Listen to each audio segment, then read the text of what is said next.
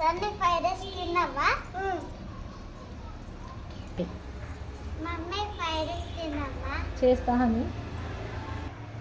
Hi aunty. Hello Sujatha. హనీకి fried rice కావాలంటే చేద్దామా మరి? చేద్దామా? ఇప్పుడు వచ్చారా స్కూల్ నుండి? ఇప్పుడే వచ్చారు. హాఫ్ డేస్ వాళ్ళకు? హాఫ్ డే, ఈరోజు ఒకటే, రేపటి నుంచి ఫుల్ డే. అవునా? ఓకే, మరి చేద్దాము. మరి వెజ్జెస్ ఉన్నాయా అన్నీ? ఉన్నాయా? కానీ ఎగ్ ఫ్రైడ్ రైస్ చేద్దాం. ఎగ్ ఫ్రైడ్ రైసా? ఓకే, ఎగ్ ఫ్రైడ్ రైస్ మనం వెజ్జెస్ కూడా వేసుకుంటాం అనమాట. చేద్దాం మరి. ఓకే, ఫస్ట్ మనము కడాయి పెట్టేసుకొని అందులో 1.5 పావు మనము ఆయిల్ వేసుకుందాం.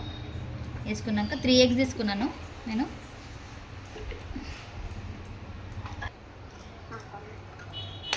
ఎగ్స్ వేద్దాం.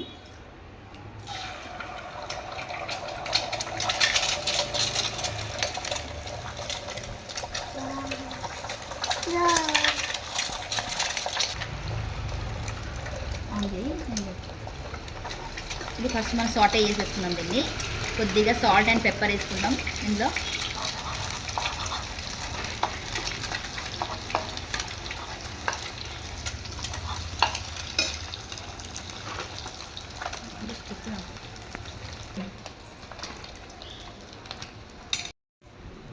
ఒక పించ్ సాల్ట్ వేసుకుందాం ఇందులో, ఇంకా పెప్పర్ పౌడర్.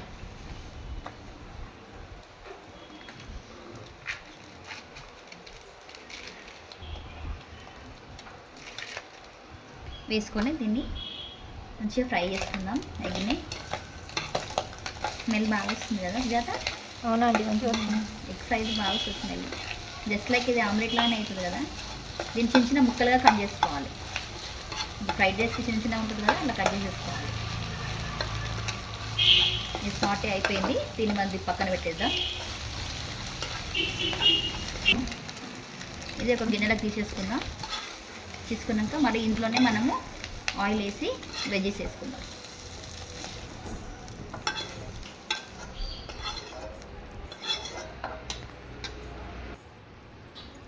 ఇందులోనే 1.5 కప్ స్పూన్స్ మనము ఆయిల్ వేసేసుకుందాం.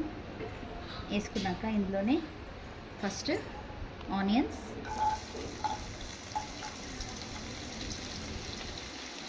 గ్రీన్ చిల్లీస్,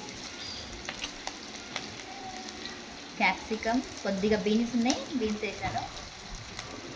ఒకవేళ ఇవన్నీ అందుబాటులో లేకపోతే ఎలా అండి? ఓన్లీ క్యారెట్ మనం క్యాప్సికమ్ తోటి వేసుకోవచ్చు, ఓన్లీ ఎగ్ తోటి కూడా వేసుకోవచ్చు, ఏం పర్వాలేదు. కానీ ఇప్పుడు క్యారెట్ ఇవన్నీ అన్నీ అవైలబుల్ ఉంటున్నాయి కదా. అవన్నీ తినదా? ఇలా తినకపోతే క్యూబ్స్ లా కట్ చేసి తినకపోతే మనం ఏం చేయాలి? గ్రేట్ చేసి వేయాలన్నమాట. గ్రేట్ చేస్తే అన్నంలో కలిసిపోతుంది కదా, అదే ఎలాగైనా తినేస్తారు పిల్లలు. కొంచెం ఇది సాటే చేసుకున్నాక ఇంట్లో కొంచెం మనము సాల్ట్ పెప్పర్ వేసుకుందాం. ఒక 2 మినిట్స్ దీన్ని ఫ్రై కానీ ఇలాగే. ఇందులో 1 స్పూన్ సాల్ట్ వేసుకుందాం. ఇంకా 1 స్పూన్ పెప్పర్ పౌడర్. దీంట్లో చిల్లీ పౌడర్ అవసరం లేదా అండి? లేదు, అవసరం లేదు. పెప్పరే వేస్తారు దీంట్లో, ఎందుకంటే పెప్పర్తే దీంట్లో ఘాటు ఎక్కువ వచ్చేస్తుంది.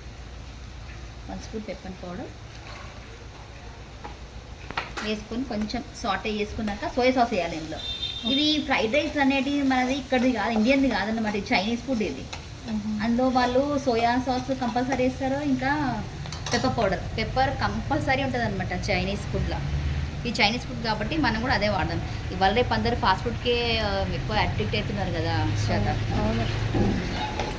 ఇందులో మనం కొంచెం సిమ్ చేసేసుకొని ఇందులో సోయా సాస్ వేద్దాం.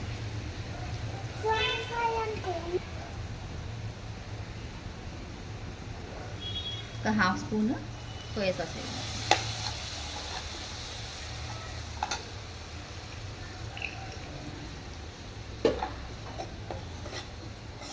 కొంచెం సాటే అయినాక ఇందులో ఎగ్ ఉంది కదా, ఎగ్ వేసేసాను. ఇలా ఎగ్ వేసుకొని కొద్దిగా ఫ్రై చేసుకున్నాక మనము అన్నము విడి వేసుకొని పెట్టుకోవాలి కదా, ఆ అన్నము ఇందులో వేసేద్దాం. ఓకే ఓకే 2 మినిట్స్ ఇలానే వేగనియాలి. సరే. ఇందులో 1 కప్ రైస్ వేస్తున్నాను. వేసి బాగా కలిపేసుకోవాలి.